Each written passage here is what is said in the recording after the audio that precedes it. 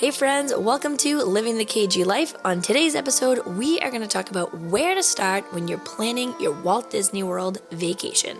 Stick around, it's going to be great.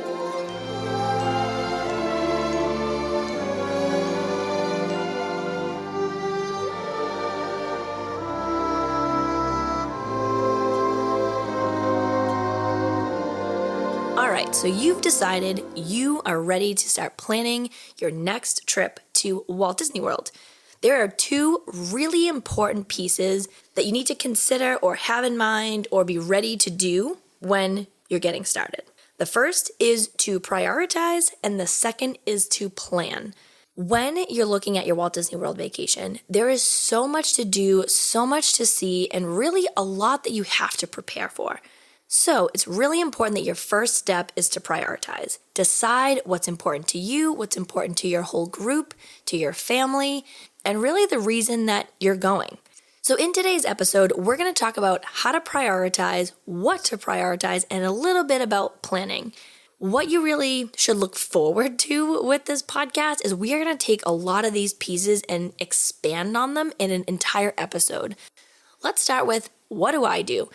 Now, I've been traveling to Walt Disney World for about 25 years, and what I mentioned in the last podcast episode was I've done a bunch of different trips for different reasons, different purposes, and that's the most important first step in your prioritization. What's the goal? Why are you going to Disney World? Is it for a fun family vacation? Is it for a Run Disney weekend? Is it to celebrate a certain holiday? There's a lot to it. So for me, I would say I have kind of a few different buckets of when and how I go to Disney World. It may be a trip with a couple family members or friends, which are going to be kind of like a looser, a little bit more fun, a little bit more relaxed trip. It might be a big group family trip that could have, 10 plus people. That's going to have a little bit more involved in that planning strategic piece. And then I also will have a few trips a year for Run Disney.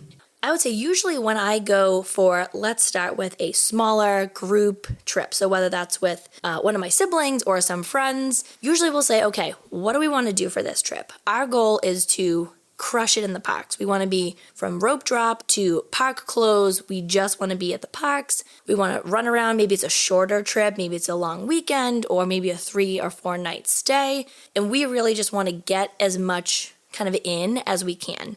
Most of those trips, I would say, we would stay at a value resort. Now, the values are great because they're not super expensive. You're able to, stay on property, have a really great experience, and not spend an arm and a leg when you know you're not going to be spending a ton of time in the room.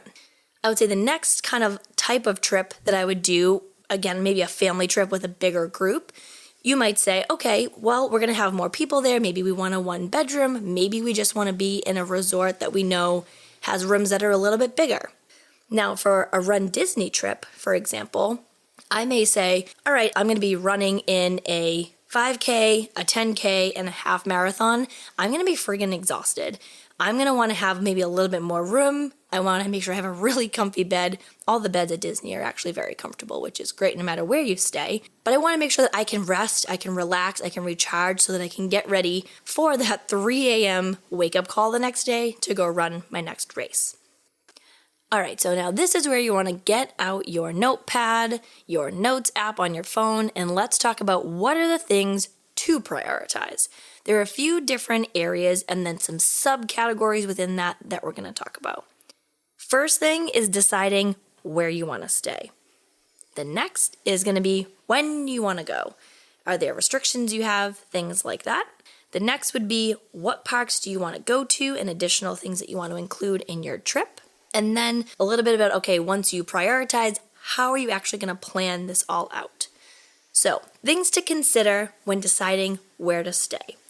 There are so many elements to the resorts at Walt Disney World. The reason that I would say this is the first piece to prioritize is that there's a lot to consider in making this decision and a lot to really think about. So your first decision would be, do you want to stay on or off property? And some things to consider when you're staying on property versus off property is When you're staying at a Walt Disney World resort, you're going to have free transportation to and from the parks and the resorts. That is huge when you're on a vacation. You want to make sure that you don't have to worry or stress about how you're going to get to the parks, how you're going to get home. Are there times you have to schedule things? Disney makes it easy for you to get to and from all of the things. I would say that's a huge plus in the staying on property bucket. The second piece is when I go to Disney, so I live just outside of Boston, I want to be in that magic bubble. I want to be surrounded by cast members and theming and all of the things that make me feel like not only am I on vacation, but I'm on vacation at Disney World. I'm in that kind of like Disney mindset. And some of my friends will laugh and say, like, we will always say, like, Disney vibes only. When we go to Disney, that's it. We are ready to have a good time. We're on vacation and we want to be really enthralled in the pixie dust of the trip. Something else to consider is that Disney property is huge. Disney is 40 square miles, which is about the size of San Francisco. So it is a really large, full resort. When you consider the parks and all the different resort hotels, there's a lot of space to cover. So when you're staying on property, you're going to be a lot closer to the parks. Your travel time on your way to the parks, on your way home from the parks, especially if you're staying later, if it's just been a long day, you're not going to want to spend a ton of time traveling to and from the parks. The next piece within kind of that same realm of transportation, being in that magic bubble and being close to the parks is between current day, which right now is September 1st, 2021, the end of this year into January 2022, the Magical Express will still be available. So the Magical Express, if you have not had the lovely opportunity to take it yet, is the bus that actually picks you up from the MCO airport and drops you off at your resort. So again, Disney really makes it easy for you to travel, whether it's to and from the airport, to and from resorts, to and from the parks to your resort, Disney Springs. They try to make the whole process really seamless and just really take away that stress. So that's number one, deciding where you want to stay. Let's say you decide, okay, we want to stay on property, now what? The next piece to look at would be price. So how much do you want to spend? Do you have a budget? Disney also has a few different kind of tiers of resort that you can stay at. They have value resorts, they have moderate resorts, and they have deluxe resorts. I have stayed in everything from a value to a deluxe resort, and they're all fantastic. I have had some of my best memories at, the All-Star movies or All-Star music, and I've had some really great times at the boardwalk. So it really depends on kind of where you feel comfortable to spend your money, but price is important to consider what you're getting for that price. So if you want to stay on property and you say, I'm on for this trip, we've already decided that our biggest priority is to be in the parks a lot. We're not going to really be in the room. So we don't really want to spend a ton of money. A value resort is a great option. If you decide, we maybe aren't going to spend as much time in the parks. We're going to be there for a little bit longer. We want maybe a little bit of a nicer resort, maybe some really great proximity to the parks. Then check out the deluxe resorts. Something else that we'll talk about probably a lot over a few different podcasts is kind of breaking down all the different resorts, the different types of resorts, kind of the price breakdown, what's available at each, and then also where you can get some great discounts. So there are some great veteran and military discounts, some teacher discounts at places like the Swan and Dolphin. We'll talk a lot about that as well. So really give yourself and do a really good reflection on the price, what you're willing to spend, what your budget is, where you'd like to stay, and see what's available in that price range. Within these different ranges, there are lots of different amenities to consider. So we've decided we're going to stay on property. Let's say we've decided we're going to stay at a price in the value bucket. The next thing to think about is amenities. So what's available at the moderate versus the deluxe versus the value. For priority for the trip, you might say, okay, when I go, I really want to be at a resort that has a full restaurant versus maybe the quick service cafeteria style dining options. For me, I've always loved those little cafeterias when I walk in at the end of a park day and say, okay, let's do a quick gut check. How am I feeling? Do I want my typical chicken fingers and fries? Do I want a pizza? Do I want a dessert? And you have a little bit of options, and it doesn't have to feel fancy. It doesn't have to feel like a big sit-down dinner. You can even grab something and bring it to your room. Sometimes they will also do room service. So you really have a lot of options in those value resorts as well. And then other trips, you might say, hey, where I'm doing a girls trip, I'm doing maybe a celebratory trip with some other family members or friends, and we want to go somewhere that's going to have a really nice restaurant in the resort and be able to just walk up or down from our room, get a great steak. My favorite thing to do. So amenities in terms of dining is really important to consider when you're booking your resort. The next thing to do is to really think about the additional amenities aside from dining. Do you want a spa? Do you want a gym? Do you want multiple pool options? Do you want a walking or running path? A lot of the different resorts have those options. It's really about deciding and prioritizing what's important for you for that trip. One of the next, and I think probably one of the most important pieces to consider going to Disney World, especially if it's going to be a park-heavy trip, is how important is proximity to the parks going to be?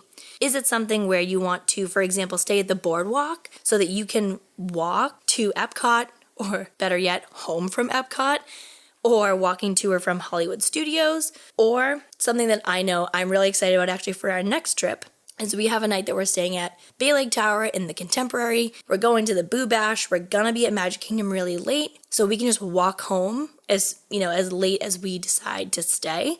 So having the ability to walk to or from your resort or a park is hands down one of the greatest options to have if you're going to stay on property, and really looking to see, is that something that's important to you? Another piece to consider is how much are you able to, or do you want to handle transportation and transportation lines? I know some people that waiting for a bus is literally the last thing that they ever want to do in life, and that's okay. So thinking, hey, it's going to be great if we stay at the boardwalk because we can just walk and we don't have to worry about lines. We don't have to worry about it being too crowded, and you have a lot of options. The other thing to consider in terms of proximity to the park, even if you're not walking, if you are going to take the bus or the Skyliner, how long is it going to take for you to get to the parks in the morning? Especially, let's say you have little ones with you or even some older folks with you. You want to make sure that kind of extra transportation time isn't too long to get to the parks, and also on the way home. One of my friends in another podcast that we talked about Disney, she described her kids at the end of the day as a wet blanket. She was like, by the end of the day, they are wet blankets and it is exhausting. So that's something else to really consider. Who's going to be in your group and what's going to really be their physical, mental, emotional capacity by the end of a long park day? Do you want to be able to just walk back to the resort, hop on the bus, hop on the Skyliner, whatever those options may be, and really be honest with yourself about what's going to be the best option for you? In that same kind of vein, in transportation in general, that's another great way to prioritize where you want to stay. The transportation options are different at each resort. So for example, there's the classic monorail loop resorts. We have Grand Floridian, the Polynesian, and the Contemporary. Those are fantastic because you can hop on the monorail over to Magic Kingdom. You can head over to Epcot, whichever is really easiest for you. The other option that you have straight from resorts is the Skyliner. So there are a few different resorts like Art of Animation or the Riviera where you can hop on the Skyliner and get right to Epcot or to Hollywood Studios. I am a huge fan of the Skyliner. I did 2 trips during the pandemic that we'll talk about throughout the podcast, and the Skyliner was actually my favorite part. 1 person per gondola, and I rode it all by myself there and back. It was fantastic. So I'm a huge fan of the Skyliner. And then we also have this kind of standard options for transportation, the buses that'll be at all of the different Disney resorts. One thing to keep in mind with buses is if you are staying at a resort that does have a monorail or a Skyliner, the bus will only be kind of like your backup option. So if buses are kind of like what you want to use for your transportation style, again, something to consider when you're prioritizing your trip. Transportation, again, we kind of just hit the highlights, went over it and did kind of an overview. There is so much that we can talk about when it comes to transportation at Walt Disney World, so stick around definitely for some additional transportation around, like how to get around Disney World episodes in the future. Another big piece to consider now that you're starting to prioritize where you want to stay, we have all of those pieces to think about, is when do you want to go? Now, we have good old 12 months a year. For us in Boston, we have 4 beautiful seasons, and it really can impact when you decide to go for a few different reasons. One of them, and I would say the first one, is do you have any restrictions? Are you a teacher? Are you only really able to make that vacation time work during school vacation? Is it something in terms of like how much work that you have to take off or a PTO, things like that? Do you have other big events going on in your life that will restrict when you can take this trip? Really think about when going makes the most sense for you and how does it fit into your overall calendar with any other restrictions that you may have. Another piece to think about when you're prioritizing when you want to go is there are some really great tools, and we can pop them into the show description, is there's some different park planning calendars and kind of like crowd calendars as well. So you can take a look and see kind of like when do low crowds seem to most often happen. Obviously, in the last, year and a half, almost 2 years with COVID, things have definitely been different in terms of the crowds and sizes and things like that. Another piece to consider aside from COVID is October 1st of 2021 is going to start the 50th anniversary celebration, which will, again, be a whole nother topic on this podcast. It is going to be incredible to cover over the next, I believe it's about 18 months that they're going to be celebrating Walt Disney World's 50th birthday. That's going to be a really big, really busy time, probably for a long time, probably for most of those 18 months, because everyone's going to want to see the new decorations, the new show, the new vibe that Disney's going to have. Disney does celebrating, fill in the blank, season, celebration, anniversaries, birthdays better than anyone. So there's going to be a lot to see and do in celebrating this 50th anniversary. So keep that in mind as well. Are there big events or things happening at Disney that could impact crowds, that could impact prices, that could impact your flight or even hotel and resort availability? Lots to consider there. And in that same vein, things like the Run Disney weekends. They have 4 Run Disney weekends to, one, consider either if you're planning to run or if you want to go and cheer on all the runners, which I will say, as someone who has run Disney a few times now, the spectators at those races are hands down the best. Again, lots to come on additional podcasts about that. You don't have to be running to enjoy a Run Disney weekend at Walt Disney World. But there will be some additional folks there, and they are Wine and Dine weekend, which is usually in early November, Walt Disney World Marathon weekend, which is in usually early January, Princess weekend, which is usually the end of February, and now we'll have this new weekend in April, which is called the Springtime Surprise. We don't even know what that is yet. We'll hopefully find out soon because registration should be happening soon. It used to be the Star Wars weekend. It's been rethemed, so they say that the themes and distances will change. So we'll see kind of what happens with that. So again, Run Disney is something that can definitely affect when you decide to go to Disney. It'll impact the crowds, prices, something to keep in the back of your mind. And the last, and I think to me, one of the most exciting fun parts of Disney is the seasonal decor and parties. Disney celebrates better than anyone. They decorate better than anyone. When we actually go on our next trip, we're going to see all of the Halloween decor, which is exciting. And then in December, when we go, we're going to see my most favorite time, all things Christmas. We're going to have fake snow on Main Street, hopefully back, and lots to do there. Along with seasonal decor, there are also parties and after hours and different events for regular guests, for annual pass holders, for Disney Vacation Club members that you get to experience. So things like right now, they're currently hosting a Boo Bash, which is an after-hours event. It's from 9 or 9:30 to 12 or 12:30. It's a low-ticketed number, which means the capacity for the parks is going to be a lot lower than if you went, the middle of the day or early in the morning. So wait times for the rides are really low. They have some fun decor, some fun parades, fireworks, cavalcades, things like that. As well as for Halloween, they do a fun trick-or-treat situation, I guess, where they actually have different spots around the parks that you can go trick-or-treat regardless of how old you are, if you're dressed up or not. It's kind of a fun way to experience different spots in the park as well. So that's something to really consider. If you're someone who really loves Halloween, loves Disney, maybe even loves really low crowd times, an after hours or Halloween party would be an awesome time to go.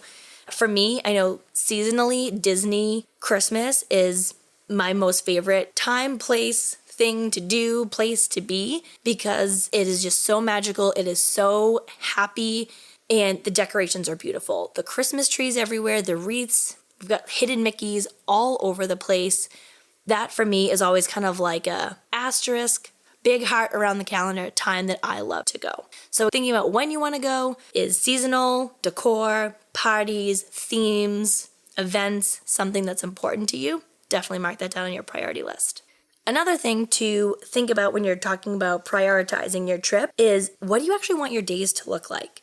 Do you want to hit all 4 parks? Do you want to park hop? How long of a day do you want to have at each park? Do you want to hit the water parks? Do you want to go to Disney Springs? Do you want to include any pool days? I can't tell you how many friends or family members that I have with kids that say, next trip, we have to build in a pool day. Or before we get started, we need a pool day. That almost kind of little reset, we all know a lot of kids love to be in the pool.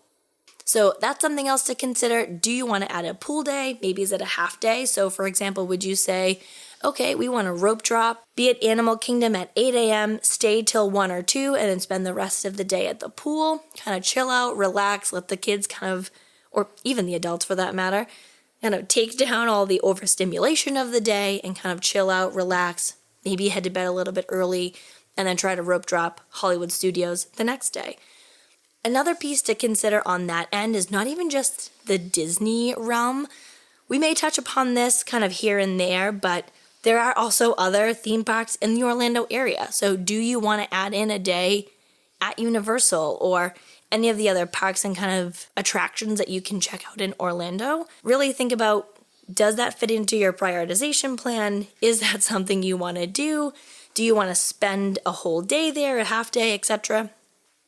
So let's say you've prioritized, you've made your, whether it's a post-it note, a pros and cons list, whatever way you like to prioritize best, now it's time to plan. And the planning piece can sometimes be what stresses people out the most. And I would say I get a lot of questions from people of, okay, what do I need to plan? When do I need to plan it? How do I know if I have it booked? How do I know if I'm all set? What do I need to do? I would say the most important is to know what booking windows you have and what are the most important and what are the things that you need to make sure you have booked no matter what. As of the time of recording of this podcast, dining reservations, you can book 60 days in advance, 60. That is, I would say, one of the things that I love to do the most. I love to try to plan at least a dining reservation each day, whether it's a character breakfast, a lunch somewhere that I really love at one of the parks, or a really nice sit-down dinner, and kind of sprinkle them in throughout. So I'm not trying to run, between 3 different reservations in one day, but I know, 60 days out, I want to at least get a handful of reservations across my trip. The next thing to think about, and a lot of this is going to be changing come fall, so probably between right now, September 1st, 2021, October 1st, 2021, and through the end of 2021.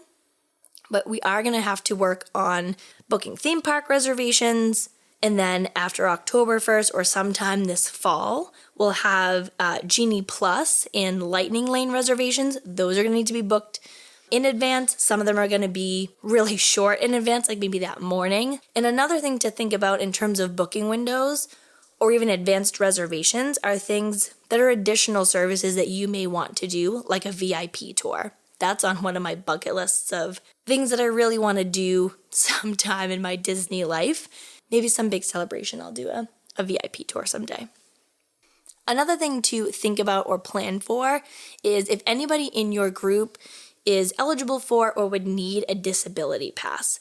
We are going to have a few episodes down the line specifically around the disability or what they call DAS pass, the benefits of that, how to use it, how to set up yourself and your group for success in using that.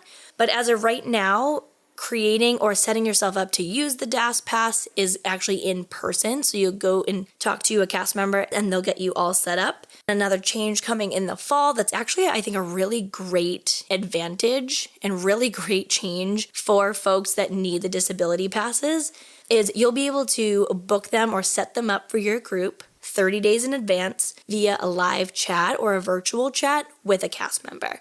That's something that kind of like off the bat takes it off the table as a stressful day of. Now you'll be able to do that in advance. Another piece, planning-wise, that you'll need to know your dates for is Run Disney. You'll need to be able to register in advance, and the dates are going to change. For a while, they had been pretty consistent in terms of when registration was against when the races were. Obviously, with COVID and kind of new regulations and restrictions around them, it's been a little bit different. So, for example, August 2021, we just registered for Princess Weekend, which is February 2022. So that gives you an idea of at least a few months of a gap for when you'll need to register and then be able to book. Some people will actually book their hotel or their resort in advance, kind of knowing roughly Princess is around this weekend every year and book that in advance. Some people will wait and see what they get into for races and then book. It's really going to be up to you. And the last tip for planning that I honestly feel like people don't talk about enough or as much is that you can use a Disney vacation planner. So this is something that we will absolutely be highlighting on future episodes in the podcast and actually bring on some vacation planners to talk about what they do, the services they provide. But the most important piece that a lot of people don't know is that they're free. $0. They're free to you. Disney pays the vacation planners to set you up, get you booked. So if this whole podcast episode has stressed you out of, holy shit, this is a lot to prioritize, a lot to think about, a lot to plan, then a Disney vacation planner may be a really great option for you. Now, for me, I love to go through the booking, be ready at my 60-day window to book my dining reservations. And for some people, that sounds like absolute misery. So you've got these really great vacation planners who are going to help you make sure you have the most magical trip possible. We'll bring some of them on to talk you through the process and how it works and what's available to you. So hopefully this gave you a kind of high-level overview of where to start when you're planning your Walt Disney World vacation. Things to take away, quick summary if you're like, oh my gosh, my brain is mush. What just happened? Things to remember is 1, you need to prioritize. What is the most important to you?